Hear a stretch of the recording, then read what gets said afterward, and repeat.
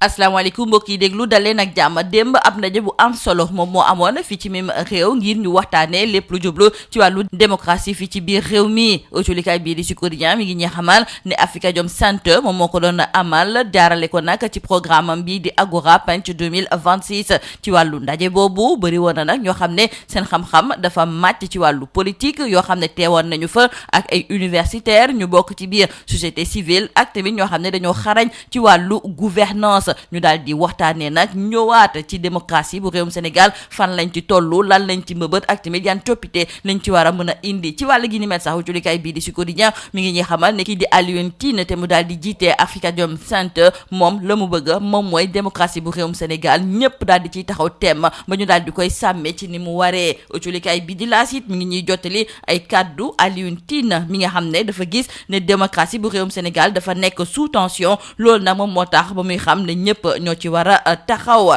ñu jukki jëmale ko nag ci xiiro ak ŋaayoo gi ñuy wax ne dafa am ci diggante Diomaye ak Sonko colikaay bi de Le Quotidien ne loolu léegi moom kenn dootu ko natable rax ci dolli dafa am ay mbir yoo xam ne moom moo koy firndeel ndaxte colikaay bi di Le Quotidien ma ngay ñëwaat ci stratégie bi nga xam ne moom la Sonko daal di teg ngir dajale parti bii nga xam ne moom mooy Pastef ma ngi koy def nag boobu fekk na ne njiitu réewum Sénégal di Bassirou Diomaye Diakhar Faye mi ngi dëgmal ab tournée économique fële nga xam ne moom mooy ca Casamance xiiro ak ngaayo goog nga xam ne li ñuy wax ne moom moo am ci diggante Diomaye ak Sonko culikaay bi di Le Témoin mi ngi ñuy xamal ne yegg na ba fële nga xam ne moom mooy ca Air Sénégal te it mi ngi koy tere sax mu dox ci ni mu waree ndaxte suñu natango yi ñu ngi ñuy xamal ne dafa am benn direction boo xam ne ñii dañoo far ci ginnaaw Diomaye ñii daal di far ci ginnaaw ki nga xam ne de moom mooy Ousmane Sonko. Thierno Alassane Sall ay mbirum Azer moom dafa mel ni ne fa mu ca jàppoon démb ak barka démb tey ji la ci gën a ngooy culikaay bi di Rewmi Quotidien mi ngi ñuy xamal ne kii di Thierno Alassane Sall mi ngi xamle ne mbiru Azer moom su fekkee indiwuñu ci ay leeral moom dina dem sax ba daal di saisir justice bu réewum Espagne culikaay bi di Les Échos ne ñu Thierno Alassane Sall la xew foofu nga xam ne moom mooy ca Azer la mu ca gis moom mooy ne njuuj njaaj gënu kaa rëy démb fa la nga xam ne moom mooy ca Guet Ndar ay nappkat yuy liggéeyee fa la nga xam ne moom mooy ca Mauritanie ñu ngi doon amal ab manifestation lu ko waral culikaay bii di Subatel moo ñuy xamal ne ñoom seen nekkin foofu nga xam ne kon moom mooy ca Mauritanie nañ leen fa sonalee di leen xoxatal loolu nag la ñuy doon ñaxtu moo taxoon ñu daal di amal benn rassemblement bu mag a mag di ñaan nguurub Sénégal mu daal di ci indi ay matuwaay njiitu réewum Sénégal di Bassirou Diomaye Diakhar Faye sax démb mi ngi doon dalal ab usine goo xam ne dañu fay dajale ay woto yu ñu jagleel armée bi culikaay bi di Le Soleil du ñu xamal ne loolu dina tax ba bépp jumtukaay goo xam ne dañu koo soxla ci wàll gi ni mel nekk lu mucc ayib nee nañu sax at bu jot dina am ci lu tollook juróom-ñeenti téeméer yu tegal junni unité yoo xam ne mën nañ ko fee defar ci wàllu koppar la ñuy jukki ak culikaay bii di Tribune ndaxte mi ngi ñu xamal ne réewum Sénégal dafa daal di organiser benn adjudication te ñi ko amal nag ñoom ñooy waa agence UEMOA à titre doon bëgg am ci fii nga xam ne nag moom mooy dëkk yu nekk ci biir UEMOA koppar gu toll ci juróom-ñeent fukki milliards wante culikaay bii di Tribune mi ngi ñuy xamal ne ba ñu ko tàmbalee àjjuma gi ñu weesu ba léegi réewum Sénégal fanweeri milliards dong de la ci jot a am affaire Softcare dañ ciy jukki ak culikaay bii di L'Observateur ndaxte mi ngi ñuy xamal ne waa Softcare ñoom daal dina ñuy firndeel ne am na benn communiqué boo xam ne mi ngi bàyyeekoo ci ARP ñoom ñu daal di koy jot doon wax ne dañoo def li nga xam ne nag moom mooy ay inspection foofu nga xam ne moom mooy ci seen ay locaux entreprise bi di xamle ne lépp lu jublu ci wàllu qualité ñoom dañ ciy xar seen tànk tubéy culikaay bii di L'Observateur ne loolu nag indi na jiixi jaaxa ndaxte fu mu nekk nii ñii nga xam ne ñoom ñooy waa ARP ñoom nee nañu ci ni mu gën a gaawee faw bépp produit boo xam ne waa Softcare ñoom ñoo ko doon defar ñu daal di koy jëlee ci boutique yi te loolu nag ñii nga xam ne ñoom ñooy boutique yi am nañ ci njàqare ndaxte ñu ngi xalaat ndax dinañu leen fay am déet wàllu tàggat yaram culikaay bii di Les Échos moo ñuy xamal ne ca stade Léopold Sédar Senghor foofu la suñu gaynde yi fas yéene nag tàggatoo ak seeni supporters laata ñuy dem fa li nga xam ne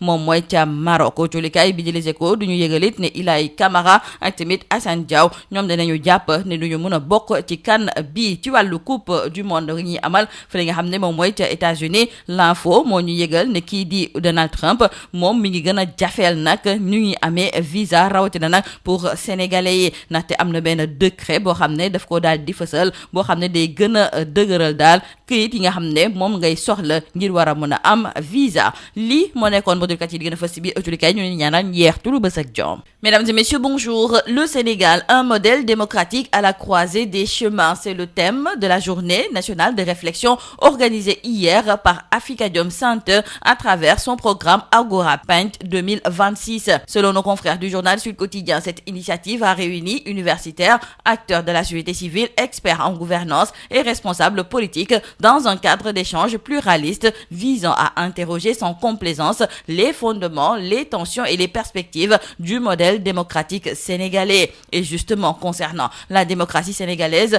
Alioune Tine, le président fondateur d'Afrikajom Center, appelle à un sursaut collectif. Pour le défenseur des droits humains, le modèle démocratique national demeure vibrant, porté par un attachement profond des citoyens à la République et par leur volonté de préserver un espace public de débat. Dans le quotidien LAS, nos confrères nous rapportent également les propos de Alioune Tine de Afrikajom Center concernant la démocratie sénégalaise qui est selon lui sous tension et il plaide pour un sursaut national. Parlons avec nos confrères du journal Le Quotidien de cette crise entre Diomaye et Sonko. Selon nos confrères, il y a une crise non cachée au sommet et cette course-poursuite, selon nos confrères, entre Diomaye et Sonko s'intensifie. Nos confrères en veulent pour preuve la stratégie de Sonko pour massifier Pastef, mais aussi le timing de la mesure avec la tournée économique du chef de l'État. Et il faut dire avec nos confrères du journal Le Témoin que cette crise s'invite même à bord d'Air Sénégal et plombe son envol,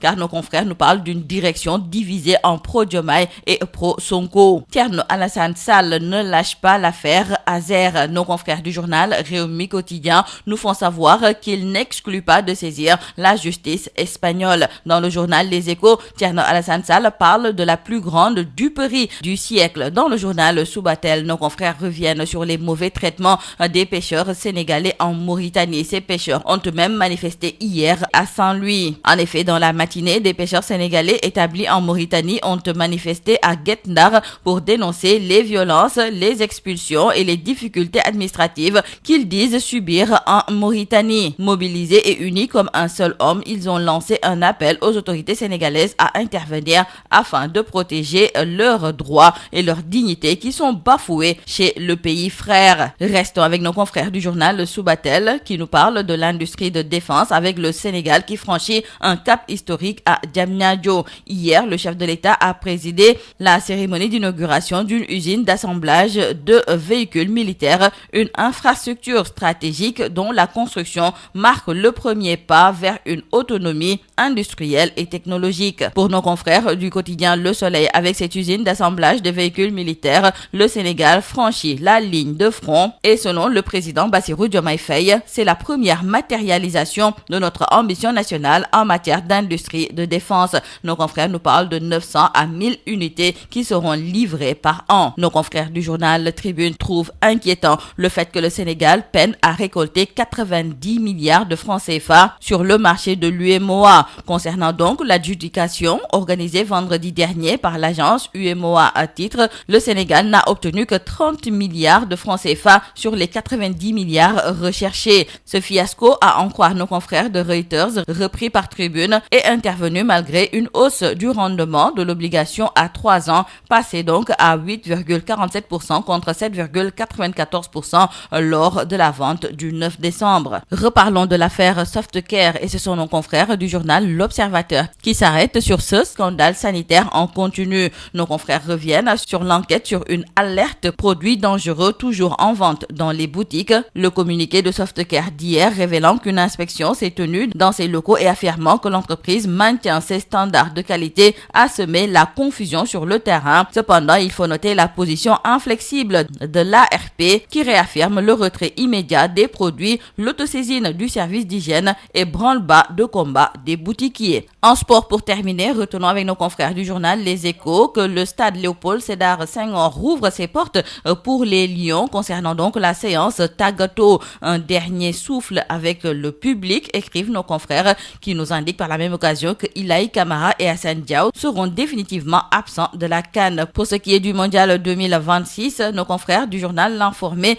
nous signalent que Trump, le président des États-Unis, a durci l'accès au visa pour les Sénégalais. Un décret du président américain impose de nouvelles restrictions à l'entrée de ressortissants étrangers pour des impératifs de sécurité nationale. C'est tout à vos journaux et très bonne lecture.